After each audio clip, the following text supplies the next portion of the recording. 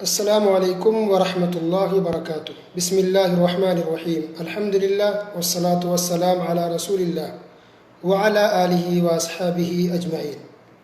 محترم سامعین کرام، شرک کا بیان پارٹ نمبر 5۔ شرک اکبر عملی کی مثال غیر اللہ سے دعا کرنا ہے۔ شرک اکبر عملی کی بہت ساری شکلیں، صورتیں ہیں، بہت ساری مثال ہیں۔ اس میں سے ایک یہ بھی ہے، غیر اللہ سے دعا کرنا۔ غیر اللہ کون ہے؟ اللہ کے علاوہ جو بھی ہے سب کے سب غیر اللہ ہے، چاہے وہ نبی ہو، ولی ہو، رسول ہو، فرشتے ہو، انبیاء ہو، اولیاء ہو، بزرگ ہو، یا بت ہو، پتھر ہو، مورتی ہو۔ اللہ کے علاوہ جو ہے سب کو غیر اللہ کہتے ہیں۔ تو غیر اللہ سے دعا کرنا یہ شرک اکبر ہے۔ سبحان اللہ۔ کیوں؟ کیونکہ دعا عبادت ہے، اور عبادت کس کے لیے کرنی چاہیے؟ صرف اور صرف اللہ کے لیے۔ دعا کس سے کرنی چاہیے؟ صرف اور صرف اللہ رب العالمین سے۔ تو دعا عبادت ہے، یہ آپ سب کو پتہ ہے، بلکہ عظیم اور اہم عبادتوں میں سے ایک اہم عبادت دعا ہے۔ عظیم عبادتوں میں دعا کا شمار ہوتا ہے۔ اور یہ بھی عجیب بات ہے کہ جہاں بہت سے لوگ بہت سی شرک میں مبتلا ہیں، اور جس میں سب سے زیادہ لوگ شرک کرتے ہیں، اس میں سے ایک دعا بھی ہے۔ جیسے جانور کی بات گزری پچھلے درس میں، کہ جانور کے سلسلے میں لوگ بہت زیادہ شرک کرتے ہیں، اور پہلے زمانے میں لوگ کرتے آ رہے ہیں، آج بھی لوگ شرک کر رہے ہیں کہ غیر اللہ کے نام پر جانور ذبح کرتے ہیں۔ تو اسی طرح سے دعا بھی ایسی چیز ہے کہ دعا کے سلسلے میں بھی آج بہت سے لوگ شرک کر رہے ہیں۔ دعا کے سلسلے میں بھی آج بہت سے لوگ شرک کر رہے ہیں۔ تو غیروں کو تو چھوڑیے، مشرکین کافرین کو، حتیٰ کہ کچھ مسلمان بھی اس شرک میں مبتلا ہیں۔ بہت سے مسلمان بھولے بھالے، سیدھے سادے، جن کو دین کے بارے میں زیادہ معلومات نہیں ہے، وہ بھی اس شرک میں گرفتار ہیں اور اس شرک کا ارتکاب کر رہے ہیں، وہ غیر اللہ سے دعا کر رہے ہیں۔ تو دعا عبادت ہے۔ اللہ کے رسول، دلیل دیکھیے، نعمان بن بشیر رضی اللہ تعالیٰ عنہ سے مروی ہے کہ نبی کریم صلی اللہ علیہ وسلم نے ارشاد فرمایا، ان الدعاء هو العبادہ، کہ دعا عبادت ہے۔ حدیث سے ثابت ہے۔ یہ حدیث کہاں کی ہے؟ سنن نبی داؤد حدیث نمبر 1479، اور سنن ترمذی حدیث نمبر 2969۔ تو دعا عبادت ہے، یہ تو پیارے نبی صلی اللہ علیہ وسلم کی حدیث سے بھی ثابت ہے۔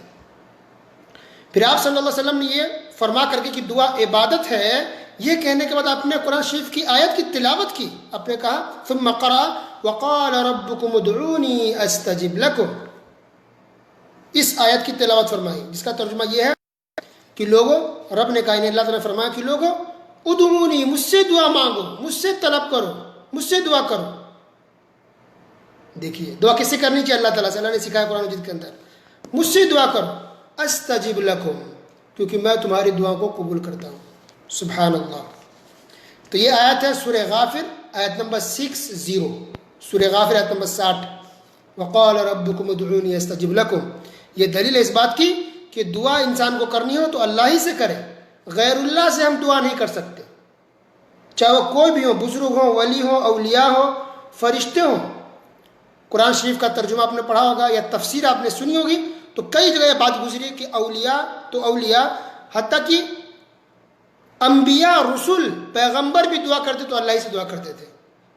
پیغمبر رسول جیسے ابراہیم علیہ السلام، اولاد چاہیے، اولاد نہیں ہو رہی تھی، بڑھاپے کو پہنچ گئے، کس سے دعا کرتے تھے؟ اللہ سے دعا کرتے تھے، تب اللہ نے بڑھاپے میں اولاد نصیب کیا۔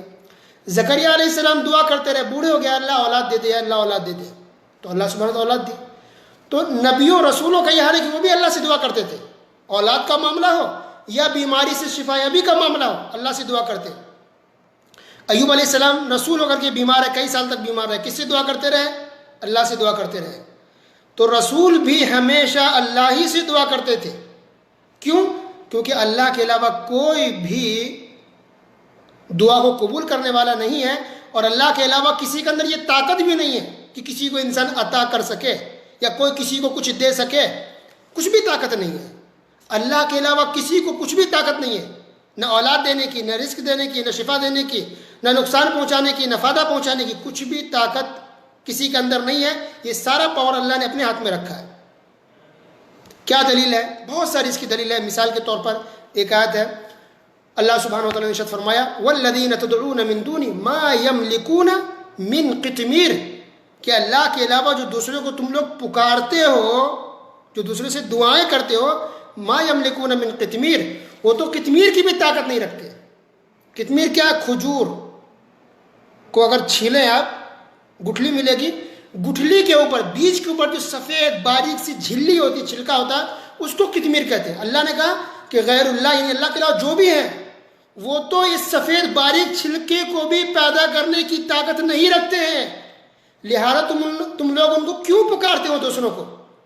یہ باریک جھلی کو بھی پیدا نہیں کر سکتے، نہیں بنا سکتے ہیں، ان کو کیوں پکارتے ہو؟ ان تدعوہم لا يسمعوا دعاءکم، تم لوگ ان کو پکار رہے ہو، اگر وہ سن بھی لے تو اگر تم پکارتے ہو سن بھی نہیں سکتے، وہ سن بھی نہیں سکتے. وَلَوْ سَمِعُوا مَا اسْتَجَابُوا لَكُمْ، اگر وہ سن بھی لے، تھوڑی دیر مان بھی لیتے ہیں کہ وہ سن بھی لے تمہاری دعاؤں کو، تمہاری پکار کو، تو تمہاری پکار کا جواب نہیں دے سکتے. مَا اسْتَجَابُوا لَكُمْ، اللہ اکبر، تمہارا جواب نہیں دیں گے، تمہاری پکار کو سن نہیں سکتے، دعا کو قبول کرنا بہت دور کی بات ہے. وَيَوْمَ الْقِيَامَةِ يَكْفُرُونَ بِشِرْكِكُمْ، دیکھیے کہا نا کہ غیر اللہ سے دعا کرنا شرک ہے، غیر اللہ کو پکارنا شرک ہے. یہ قرآن کیسے ثابت ہے؟ اللہ نے کہا وَيَوْمَ الْقِيَامَةِ يَكْفُرُونَ بِشِرْكِكُمْ، قیامت کے دن یہ لوگ تمہارے شرک کا انکار کر دیں گے. تو کون سا شرک؟ یہی دعا.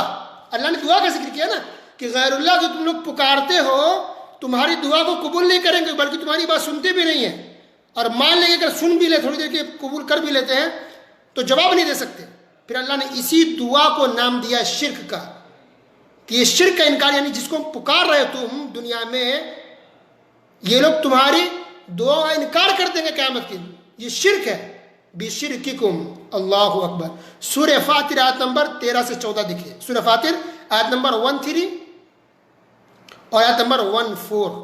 تو غیر اللہ سے دعا کرنا یہ شرک ہے. کیا دلیل ہے؟ سورہ فاطر آیت نمبر 13 آیت نمبر 14، 13 14. خود اللہ نے کہا کہ تم غیر اللہ کو پکارے، یہ شرک ہے. اللہ اکبر. اور بہت ساری دعا ہے، اور بہت ساری دلیل ہے اس بات کی کہ غیر اللہ سے دعا کرنا، غیر اللہ کو پکارنا یہ شرک ہے، غلط ہے، ناجائز ہے. اللہ نے اس کی پرمیشن کہیں بھی نہیں دی ہے اور کسی کو بھی نہیں دی ہے.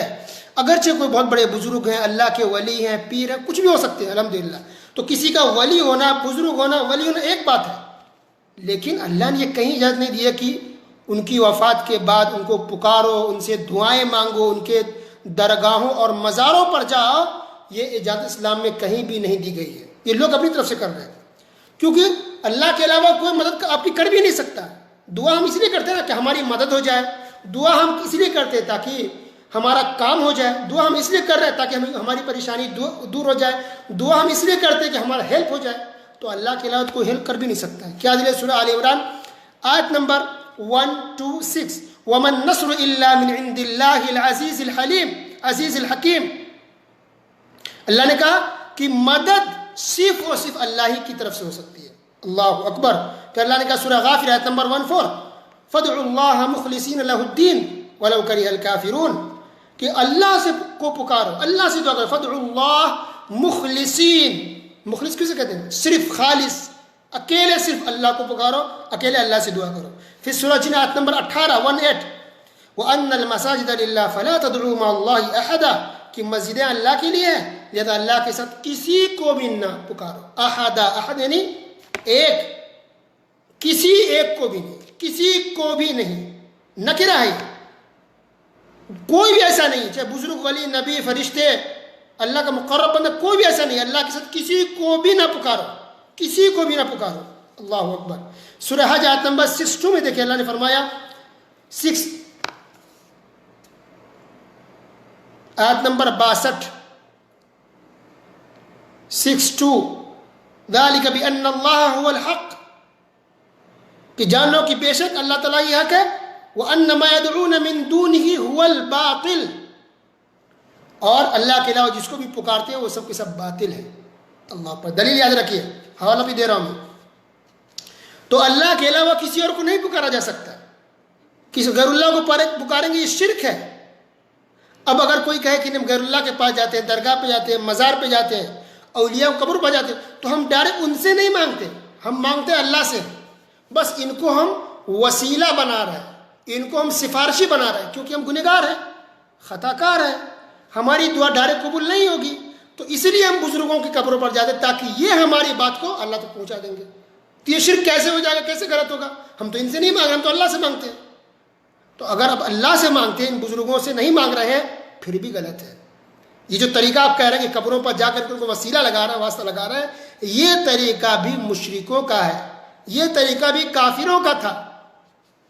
گھبرائیے نہیں، دلیل دیکھیے 11واں پارہ سورہ یونس آیت نمبر 18 یعنی 18، اللہ سبحانہ وتعالی نے ارشاد فرمایا وَيَعْبُدُونَ مِن دُونِ اللَّهِ مَا لَا يَضُرُّهُمْ وَلَا يَنفَعُهُمْ، کہ جو لوگ اللہ کے علاوہ دوسروں کو پکارتے ہیں وہ نہ اس کو نقصان پہنچا سکتے ہیں، وَلَا يَنفَعُهُمْ، اور نفع بھی نہیں پہنچا سکتے ہیں۔ وَيَقُولُونَ هَؤُلَاءِ شُفَعَاؤُنَا عِندَ اللَّهِ، یہ لوگ کہتے ہیں کہ ہم اس کے پاس تو اس لیے جاتے ہیں کیونکہ ہمارے شفعاء، سفارشی ہیں، واسطہ ہے، وسیلہ ہے، یہ ہماری بات کو اللہ تک پہنچا دیں گے۔ اللہ اکبر۔ تو یہ کافر جواب دیتے، یہ مشرکین کا جواب تو یہ طریقہ تھا۔ لہذا اگر آپ اللہ ہی سے دعا کرتے ہیں لیکن بزرگوں کے بس وسیلہ کے لیے جا رہا ہے، تب بھی یہ طریقہ غلط ہے، یہ بدعت ہے، ناجائز ہے، بلکہ یہ طریقہ آپ کو شرک تک پہنچانے والا ہے۔ اب آپ بتائیے کہ کیسے غلط ہے؟ تو دلیل قرآن کی آیت، صحابہ کے عمل سے بھی بات ثابت ہے کہ غلط ہے۔ کسی کی وفات کے بعد ان کی قبروں پر جا کر کے دعا کے لیے کہنا اور وسیلہ لگوانا، واسطہ لگوانا اور وسیلہ کی نیت سے جانا غلط ہے۔ کیسے غلط ہے؟ پہلے یہ بتائیے کہ ہم لوگ زیادہ اسلام کو سمجھتے جانتے ہیں یا صحابہ کرام اسلام کو زیادہ جانتے ہیں؟ صحابہ کرام، صحابہ میں بھی خلفائے راشدین۔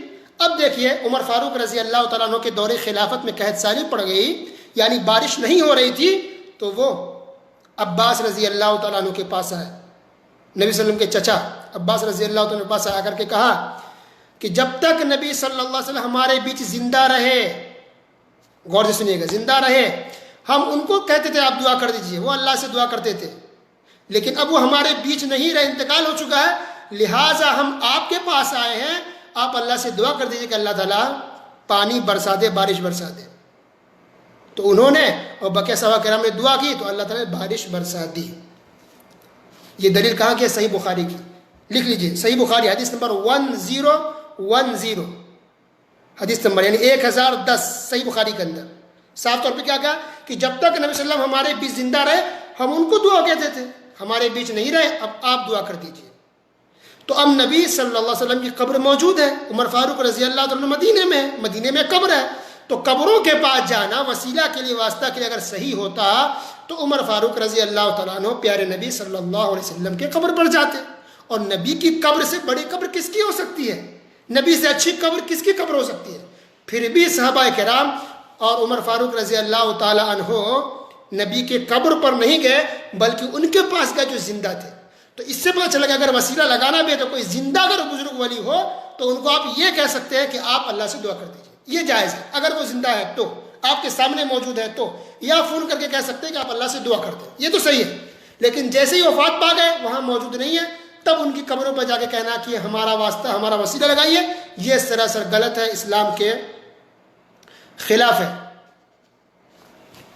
قرآن اور حدیث کی روشنی میں آج کا یہ بیان واضح ہوا کہ غیر اللہ سے دعا کرنا، غیر اللہ کو پکارنا بھی شرک ہے، اور بہت سے مسلمان اس شرک میں ملوث ہیں، اس شرک میں مبتلا ہے۔ مسلمانوں کو آنکھیں کھلنی چاہیے، اسلام کو، شریعت کو سمجھنی چاہیے۔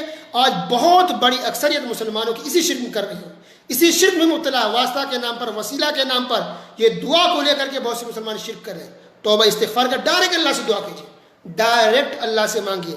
اللہ سبحانہ و تعالیٰ نے قرآن میں کہیں بھی یہ بات نہیں کہی، ایک آیت کو دکھا دے کوئی ماں کا لال کہ اللہ نے کہیں بھی کہی ہو کہ کوئی انسان گنہگار خطا کار ہوگا تو اللہ نے کہا کہ میں ڈائریکٹ تمہاری دعا کو نہیں سنوں گا، تم ضرور کسی کے پاس جانا، واسطہ لگانا، تب دعا سنوں گا۔ ایک آیت کو دکھا دے، نہیں ہے۔ کوئی ایک حدیث دکھا دیے جس میں یہ نبی نے کہا ہو صلی اللہ علیہ وسلم کہ اگر کوئی انسان گنہگار خطا کار ہوگا تو اس کی دعا ڈائریکٹ اللہ قبول نہیں کرتا ہے، لہذا کسی کا واسطہ لگانا پڑے گا، کسی کا وسیلہ لگانا پڑے گا، کسی کے قبروں، مزاروں، اولیاؤں اور بزرگوں کے درگاہوں پر جانا پڑے گا۔ ایسا کہیں بھی ہے؟ کہیں بھی نہیں ہے۔ یہ لوگوں نے ہوا بنا دیا ہے کہ تمہاری دعا اللہ ڈائریکٹ کیسے قبول کرے گا، تم گنہگار ہو، دعا کیسے اللہ تعالیٰ قبول کر لیتا؟ نہیں، یہ لوگوں کی کہنے کی بات ہے بس، ورنہ اللہ کسی کے بیچ میں فرق نہیں کرتا، گنہگار ہو یا آپ اچھے ہو، اب ڈائریکٹ اللہ سے دعا کریں۔ اس لیے اللہ نے کہا سورہ بقرہ کے اندر ہے، سورہ بقرہ آیت نمبر 186، وَإِذَا سَأَلَكَ عِبَادِي عَنِّي فَإِنِّي قَرِيبٌ، اللہ نے کہا کہ اے نبی اگر آپ سے میرے بارے میں بندے پوچھتے تو کہیے کہ میں قریب ہوں، اجیب دعوت الداع اذا دعان، میں پکارنے والے کی پکار کو صرف سنتا ہی نہیں ہوں بلکہ قبول بھی کرتا ہوں۔ اور نبی کریم صلی اللہ علیہ وسلم نے عبداللہ بن عباس رضی اللہ تعالیٰ عنہ کو تعلیم دیتے ہوئے، طریقہ سکھاتے ہوئے کہا اذا سألت فاسأل اللہ، اگر تمہیں کچھ بھی سوال کرنا، کچھ مانگنا ہو، فاسأل اللہ، تو اللہ سے سوال کرو۔ اللہ اکبر، یہ نبی کی تعلیم ہے۔ ہمیں چاہیے کہ ہم جب بھی سوال کریں اللہ سبحانہ و تعالیٰ سے سوال کریں اور صرف اللہ رب العالمین سے ہی دعا کریں۔ وصلی اللہ علی نبینا محمد وعلی آلہ وصحبہ اجمعین، والسلام علیکم ورحمۃ اللہ وبرکاتہ۔